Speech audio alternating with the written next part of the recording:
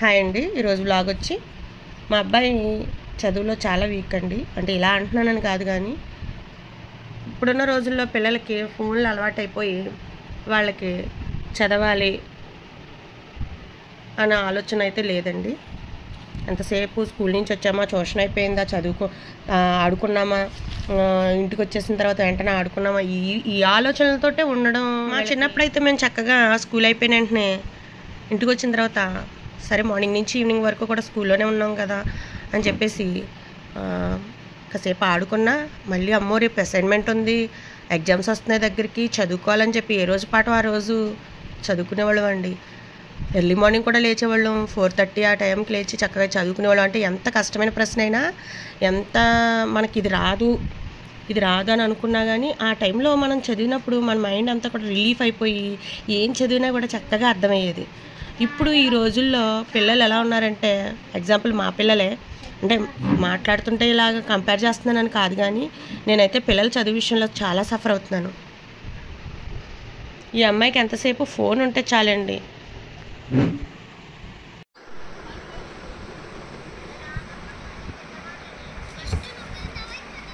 ఏం చేస్తున్నావమ్మా?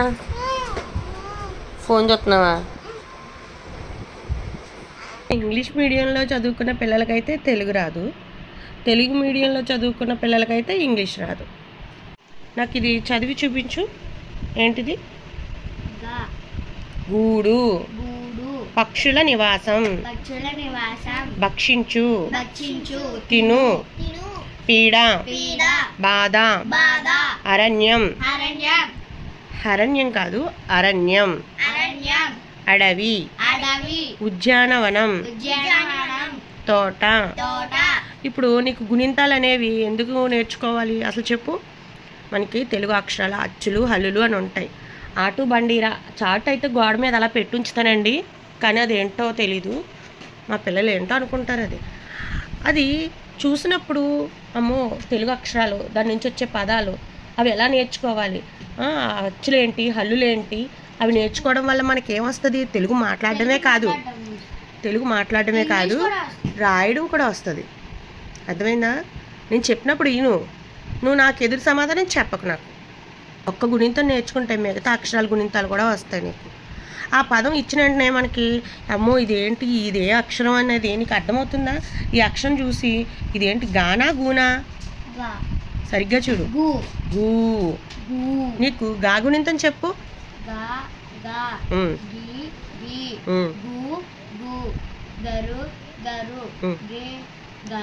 గే గే, గై గో గౌ గం గహ.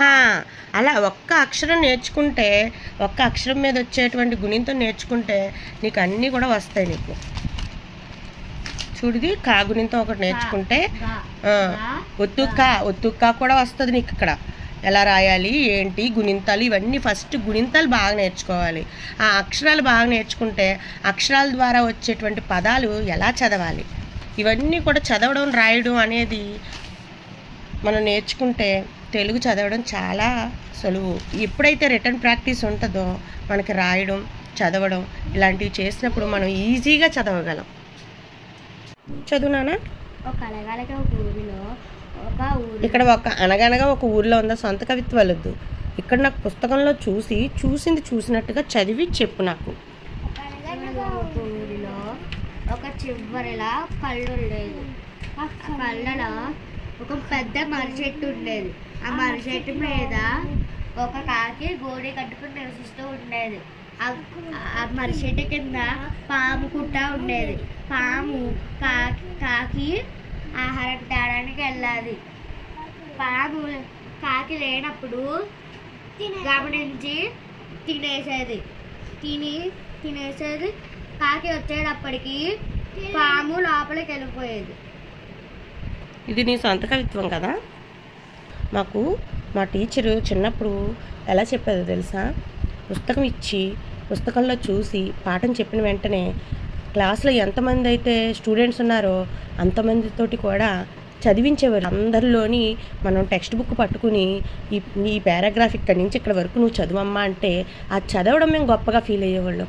అమ్మో నేను ఇలా చదవగలుగుతున్నాను తడబడకుండా, నాకు ప్రతి అక్షరం తెలుసు, ఆ పదం ఏంటో తెలుసు, అది ఇంగ్లీష్ అవని తెలుగు అవని ఏదైనా కానీ ధైర్యంగా లేచి నిలబడి 100 మంది విద్యార్థులు ఉంటే అందులో కూర్చుని చక్కగా చదివేవాళ్ళం మేము.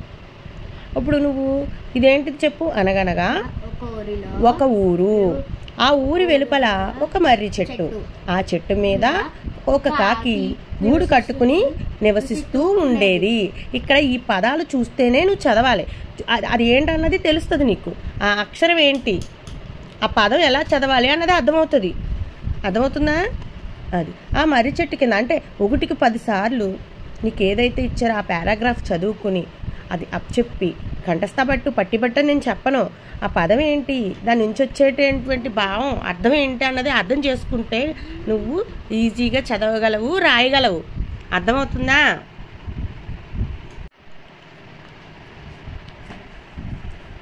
సో రేపటి నుంచి ఏం చేయాలి రిక్కీ నువ్వు? సెలవు వచ్చినప్పుడు ఎంత ఇంట్రెస్ట్గా మనం ఆడుకుంటామో అంతే ఇంట్రెస్ట్గా చదువు మీద శ్రద్ధ పెట్టాలి.